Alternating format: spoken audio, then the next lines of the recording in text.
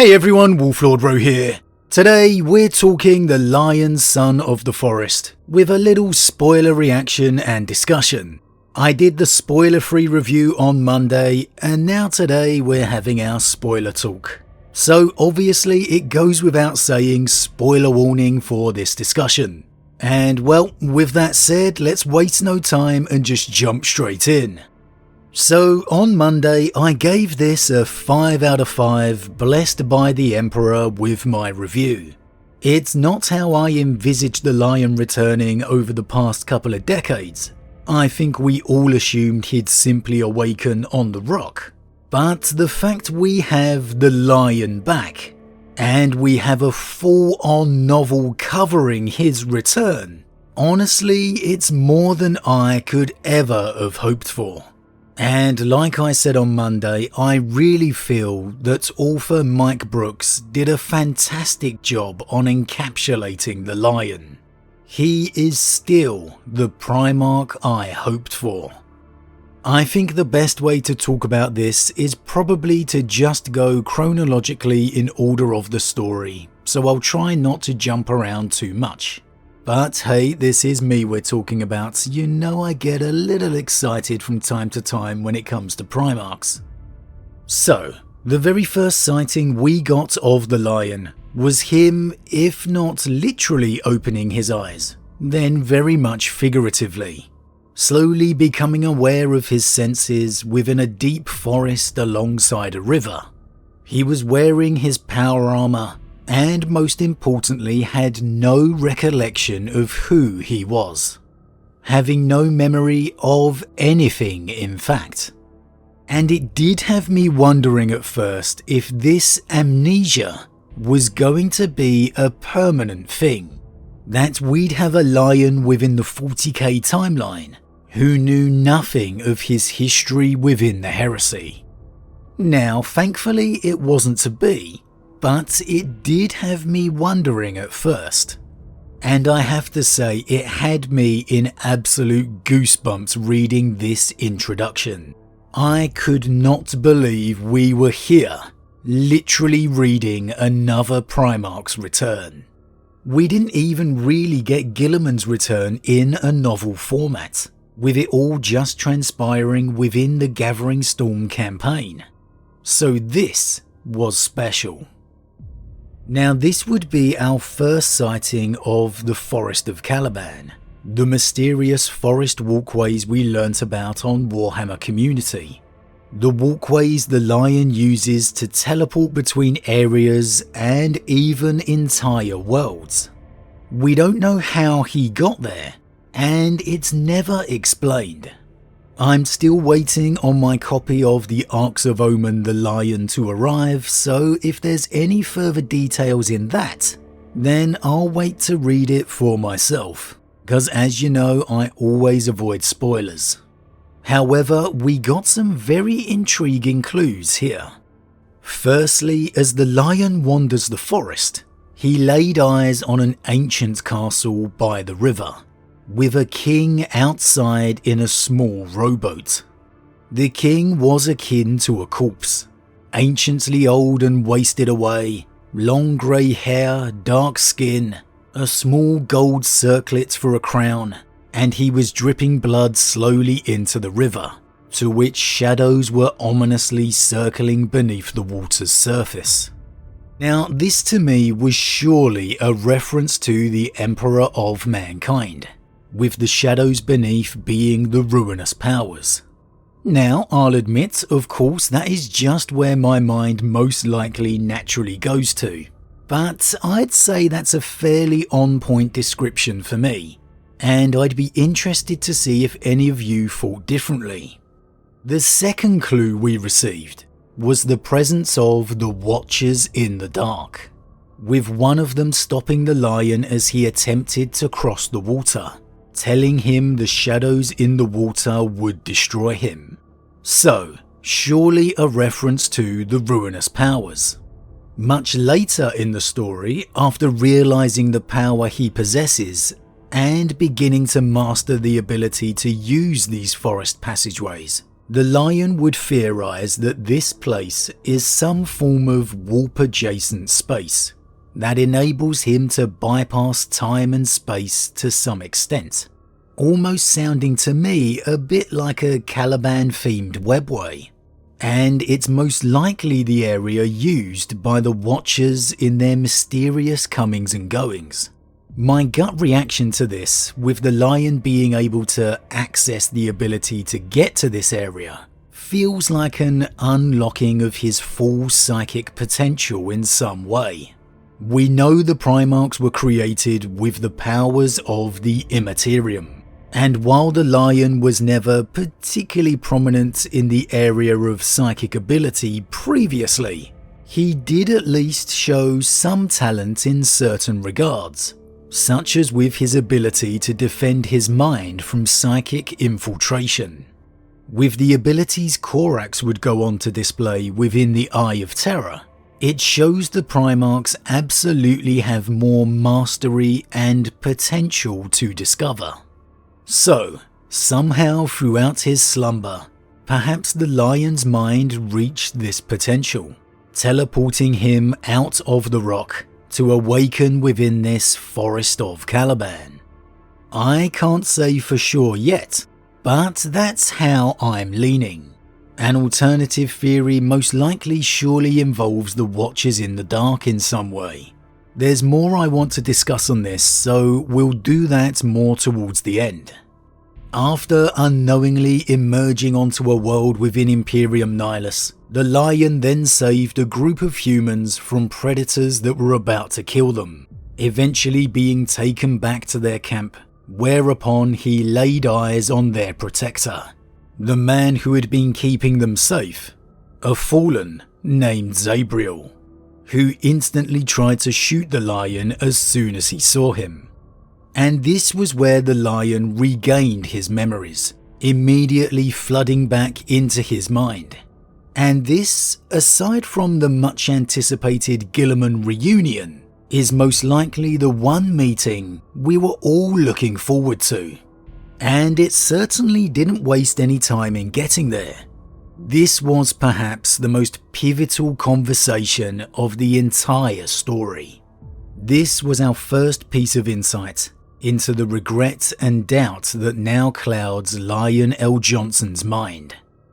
As he easily disarmed Zabriel, declaring the fallen traitor, it was Zabriel's response of him being the traitor, that he abandoned the Imperium and Caliban, that stalled the lion in his tracks somewhat.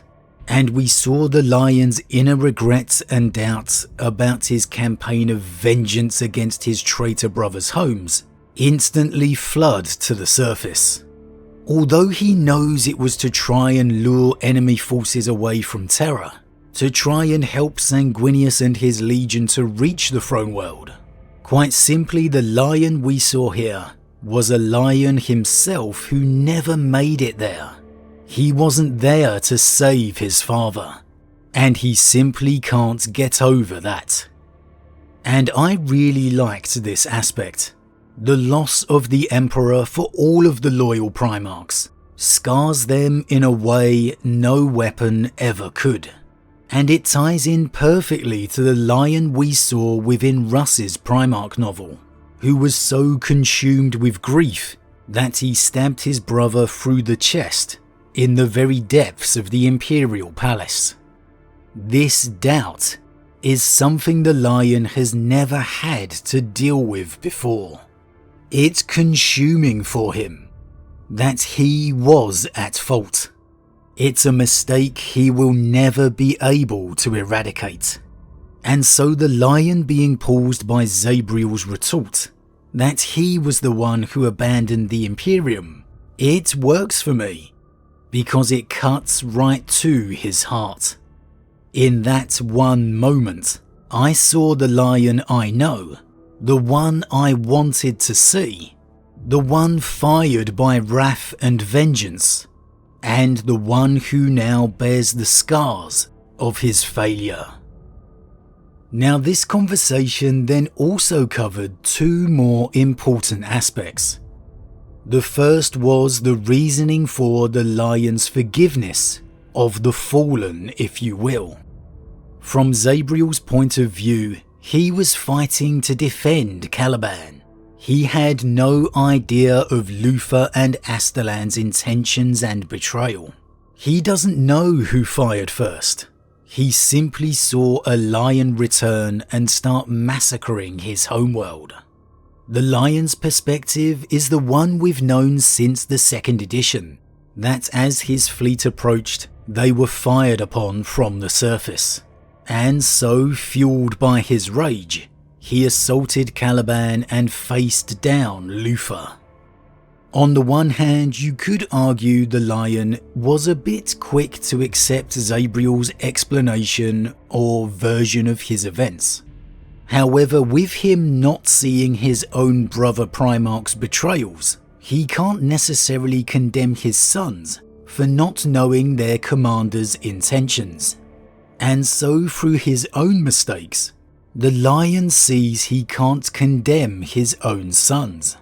He makes Zabriel swear to his story that he never betrayed the Imperium and the Legion, and Zabriel did, the knightly oaths of the Dark Angels. So maybe for the sake of the story, it happens a little quicker and easier than you may have expected, but the reasoning behind it works, at least for me, and I very much like the clear differences made between those that knew of Luthor's betrayal and just the ordinary legionaries who happened to be on Caliban. Because this makes sense. There was tens of thousands of Marines on Caliban, much of which had no idea of what Luthor and Astalan intended. It always felt like the Fallen were a close-knit conclave of scheming traitors. However, the reality is very different. Their fate was decided by a select group who knew. The majority most likely had no idea. So this sets up an interesting future. One where the lion can embrace and forgive those sons who felt they had been betrayed, who simply were fighting for their lives, and one where the hunt for the true fallen can continue, where those true betrayers, those corrupted by chaos, can still be brought to justice. There's obviously going to be some changes to the hunt, one Asmodai isn't going to be too happy about, I bet, but those guilty will still need to be found. And just how the lion is going to explain embracing Fallen to the current Dark Angels chapter is definitely going to be interesting. Maybe it's covered in the Arcs of Omen the Lion. Hopefully my copy's turned up by the time this video goes up, but I'd definitely like it to be covered in a novel in depth, even if it is. Now, the second important aspect of that conversation was Zabriel informing the Lion of 10,000 years having transpired, and the limited information he could provide his lord on just what's happened. The first was the Emperor is believed to still be on the Golden Throne, and the big bombshell that he's now worshipped as a god. The Lion's reaction to this was fantastic, because it was virtually identical to Guilliman's, as it should be, going from wondering if the victory in the heresy was worth the cost, to if they'd even won at all.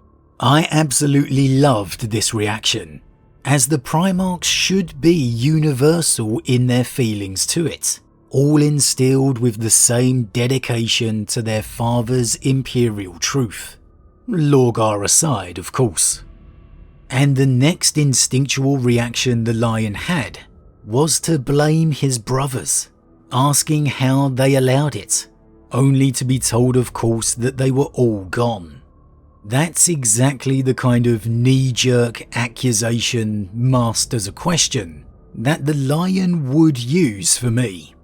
And again, it's all these little things that kept building up to show how this is still very much the same Primarch. Nothing more so than his reaction to hearing Guilliman had restructured his Legion. Confirmation, as I hoped and expected, that the Lion will be gone by the time of Guilliman's Codex reformations. Russ believed the Lion would have objected to it, and now we know for certain. The Lion was irate to hear Guilliman disassembled his Legion, and I am absolutely here for it. Again, we've spoken about this a lot over the years. Never in a million years did I think L. Johnson would have put up with Guilliman's attempts to dismantle his Legion. The first. And I am so happy that this is the direction that they've gone. Because it feels right. It feels true to L. Johnson's character. This is going to be a major grudge between Guilliman and the Lion. And I am fully expecting the Lion to wield the Unforgiven chapters akin to a Legion. The final piece here that ticked all the Lion L. Johnson hope boxes for me was his immediate desire to head to Terra, to see his father. This was all I needed to know that Mike Brooks had really captured the Lion L. Johnson of the Heresy. In this one conversation with Zabriel, all of the Lion's instincts and reactions felt on point. They just felt right, as they should. I expected him to be angry with Guilliman. I expected him to want to see the Emperor. And I expected him to be changed from the grief of the heresy. And that's exactly the Lion L. Johnson we have got. It is fantastic. Now, the Lion couldn't go to Terra due to the Great Rift, and, well, being stuck in Imperium Nihilus. So the story from there pretty much followed his journey, as he first saved the world he was on from the forces of chaos, unifying the people as he did so, and then expanding this to others, eventually forming a Protectorate of the Lion, putting the call out to the galaxy that the Lion had returned. And the key here is L. Johnson remembers Guilliman's Imperium Secundus mistake, so he doesn't want to create a new Imperium if the old one has fallen. He's simply doing it to protect humanity. He's not demanding obedience, naming himself Emperor or in charge. People are free to follow him or not. He is simply fighting back against the enemies of mankind, protecting as many loyal worlds as he can. And I was a little surprised by this. But considering the circumstances, it does make sense. I can understand why he wouldn't wish to do another Imperium Secundus, feeling his own mistakes in that area very keenly. But I also would have expected to see the Lion more determined to break the Ruin Storm this time around, if you know what I mean.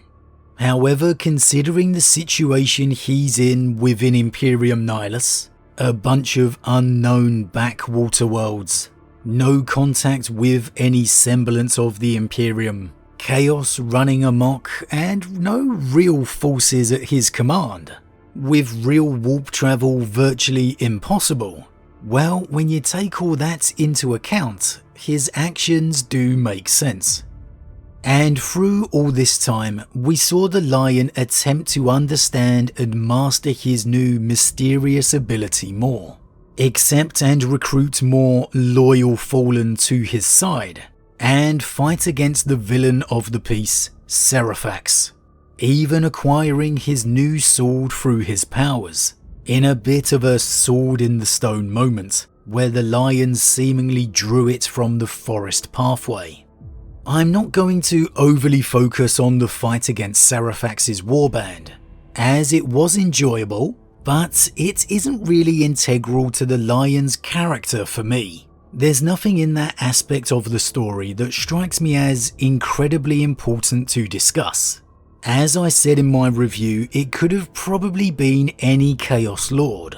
However, the fact it was a true traitor fallen enabled the story to provide the difference and counterpart to those who never truly betrayed their Primarch, and those who have embraced chaos, who will never be redeemed. Seraphax's story was about showing the two sides of the fallen character. Those who unknowingly longed for the Lion's return, and those who truly betrayed him. It's only around 20 fallen knights who end up by the Lion's side as well, so it's not like he's crusading across the stars at the head of a reborn legion. But now, with that out the way, let's get back to the forest pathways of Caliban that the Lion is attempting to master throughout the story. At one point whilst meditating, he managed to re-enter the forest, entering into the castle he saw previously, whereupon he found the dying king once again, this time instead of in a boat, within a grand hall and on the throne. And we will absolutely do a focused discussion on this at some point soon, because it's absolutely fascinating. But the Watcher told the Lion previously he didn't ask the king the right question to get his attention. And so here, the Lion tries to ask questions. And for me, again, this has got to be the Emperor, because the Lion can tell the king knows he is there, yet he still doesn't focus on him. The Lion asked who he is, and the king's eyes focused on him for the first time, but barely for an instant. Then the Lion asked how he can heal him, and this got another look, but the king's eyes betrayed a warning, and the shadows from the river from before came again. We're told the king's eyes focused into anger and disappointment before flashing, and the Lion was teleported out of the forest. And this gives me vibes of Guilliman's reunion with the Emperor, how the Emperor struggled to give Guilliman his full attention. And I find it quite surprising the Lion hasn't contemplated that this is his father, or at least some aspect of him. I guess the Lion's used to only the glory of the Emperor, not necessarily the corpse version he has become. Now, the rage and disappointment within the king's eyes has to be the Emperor's anger at the end of his dream, the success of chaos, and in him essentially saving the Lion from the shadows. It all but confirms his identity to me. That in some aspect, the Emperor must know the Lion has returned. Of course, I could be completely wrong, but that's definitely where I'm feeling at the moment. And this isn't it when it comes to the Emperor, for after the Lion's eventual victory over Seraphax, he returned once again to the forest of Caliban, this time not heading to the castle, deciding not to return until he knows what question it is he has to ask, but instead to a building the Watcher in the Dark told him he wasn't ready for the first time he awoke in the forest. This building, rather than Caliban, was clearly of imperial structure, and upon entering, the Lion was confronted with Leman Russ. And yes, you know it, I absolutely leapt out of my seat when I read that. Some undescribable feelings of excitement and confusion just completely overwhelming me. However, rather than a joyful reunion, Russ attacked the Lion, declaring him a traitor. Then the figure of Russ morphed into all of the Lion's brothers one by one throughout their fight. So, excitement on hold, it wasn't the return of Russ, but instead something else entirely, some form of warp creature. And it's in this fight that the Emperor's shield appeared, hanging on the wall near the lion, which he used to defeat the creature. Now perhaps this was some way of the Emperor coming to the lion's aid, but I don't think so. For me, it feels more like a test. It gave me vibes of the Emperor leaving guards at the portal on Molech that Horus defeated to enter the warp. That the building's imperial structure, not Caliban, is evidence the Emperor placed this building and the shield inside. That he put this creature here for the lion to defeat when he was ready. And that's why the Watchers in the Dark knew about it. This is why I think a part of the lion's psychic potential has awakened. The Emperor knew it one day would, and when it did, this test was there to ensure the lion was ready. Maybe all of the Primarchs have something else similar, who knows? It could even be something that was supposed to awaken in them after several thousand years, when they were supposed to be mature enough to handle it, or when maybe their father expected to be gone. It's definitely a really intriguing aspect, something I can't wait to find out more of. The day the lion enters the forest, knowing the right question to ask the king. Oh, that is going to be good. But anyway, I digress. It all ended with the Blood Angels and Dante arriving at the lion's mini-empire, his protectorate of systems, and a surprisingly nervous Lion L. Johnson, who wasn't sure how he was going to be received. If he would be accepted as the Primarch he is, or declared traitor and exterminated. Now this was maybe the time I was most surprised by one of L. Johnson's actions, as when Dante descended the Thunderhawk ramp, the lion immediately flew into a bit of a rage at him for wearing the mask of Sanguinius, demanding to know who he was to wear the face of his brother.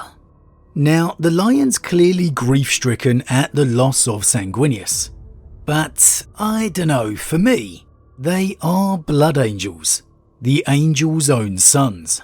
Considering their artistic nature, I don't find it too surprising for one to be wearing a mask of Sanguinius. But hey, maybe after 30 years I'm just used to seeing Dante wearing it.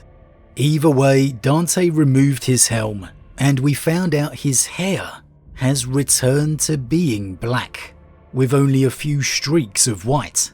So crossing the Rubicon has truly given Dante a new lease of life, rejuvenating him to his absolute prime, which I cannot wait to see. However, the biggest revelation was to come, as Dante revealed to the lion that one of his brothers lives.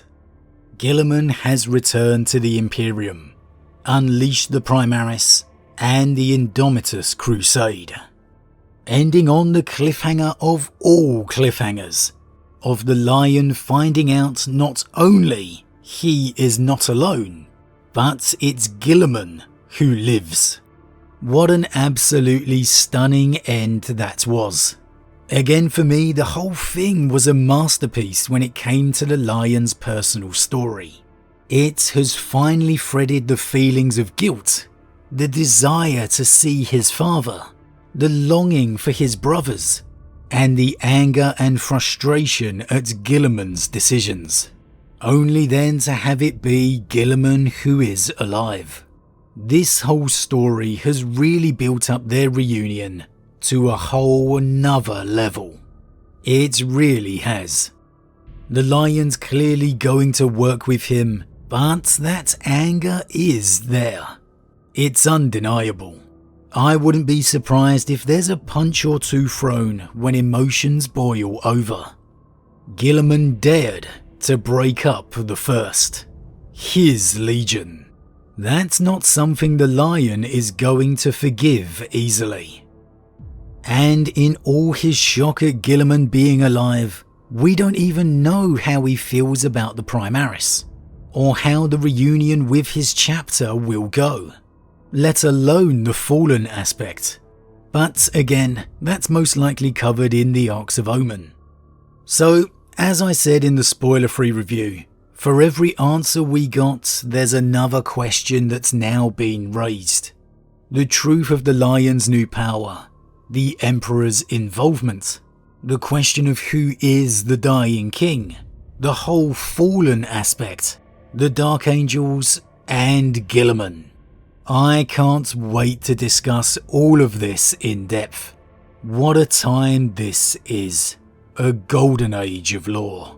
An absolutely great read by Mike Brooks for me, it really was. And there's a ton of things I haven't even discussed here. For me, I really just wanted to focus on what I feel are the real talking points. But as always everyone, what do you think? What did you think of the Lion Son of the Forest? What are the questions that have been raised for you?